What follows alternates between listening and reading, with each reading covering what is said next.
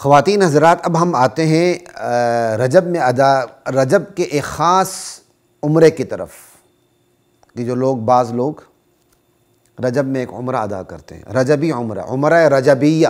اللہ اکبر۔ خاص رجب میں روزے کی طرح عمرے کی ادائیگی کو بھی کچھ لوگ زیادہ اجر و ثواب کا باعث سمجھتے ہیں، صرف رجب کی وجہ سے کہ عمرے کا ثواب زیادہ۔ انا للہ و انا الیہ راجعون، سمجھائی؟ صرف رجب کی وجہ سے عمرے کا ثواب دیگر مہینوں سے بڑھ جاتا ہے، وہ یہ کہتے ہیں۔ یہاں تک لکھا ہوا ہے اہل تشیع کے ہاں کہ رجب میں جو عمرہ ہے وہ حج کے برابر ہے۔ انا للہ و انا الیہ راجعون۔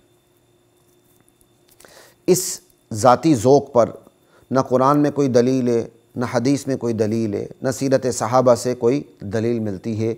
دراصل اگر یہ اہل اسلام میں اور سنیوں میں یہ چیز آ چکی ہے، اگر آ چکی ہے بالفرض، مجھے اس کا پتہ نہیں، تو اس کا تصور بھی دراصل کہاں سے آیا کہ رجب میں ہر نیک کام کا ثواب بڑھ جاتا ہے، اس تصور سے آیا۔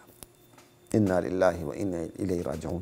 تو یہ براستہ روافظ، یہ جو چیزیں ہیں اسلام میں داخل ہوئیں، اور بہرحال اس میں احتیاط کرنی چاہیے۔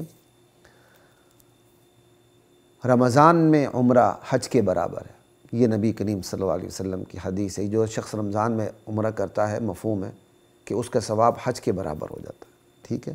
لیکن رجب میں عمرہ حج کے برابر ہو، یہ ہمارے ہاں کہیں بھی نہیں۔ اس لیے اپنے عقائد کو، اپنے اعمال کو اچھی طرح پہچانیں۔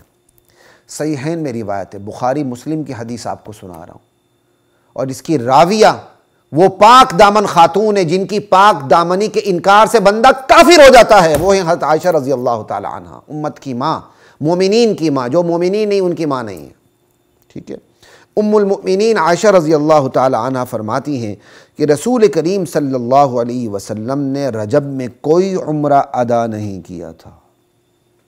یہ بخاری مسلم کی روایت آپ کو بتا رہا ہوں۔ رجب میں عمرہ جائز ضرور ہے، لیکن رجب میں عمرے کا ثواب زیادہ ہے، اس نیت سے کرنا درست نہیں ہے، کی بات یاد رکھیے گا۔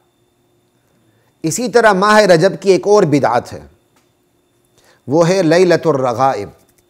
لیلۃ الرغائب کہتے ہیں رجب کی پہلی شب جمعہ کو۔ پہلی شب جمعہ، جمعرات گزر جاتا ہے تو جمعے کی رات شروع ہو جاتی ہے، ٹھیک ہے؟ اسلامی حوالے سے رات پہلے آتی، دن بعد میں آتا ہے، ٹھیک ہے جی؟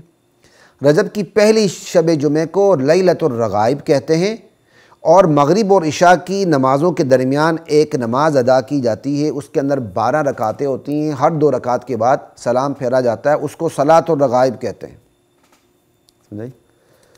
تو لیلۃ الرغائب میں صلاۃ الرغائب، جس کی 12 رکعتیں، ہر 2 رکعت کے بعد سلام پھیرا جاتا ہے، خاص طریقہ کار ہے نماز پڑھنے کا، ٹھیک ہے؟ اور اس کے خاص فضائل بیان کی جاتے ہیں۔ یہ فضائل ہمارے نزدیک ثابت نہیں، من گھڑت ہیں، سمجھ آئی؟ اور سب کچھ یہ سرے سے یہ چیز ثابت نہیں، یہ رجب کی بدعات میں سے ایک اہم ترین بدعت ہے۔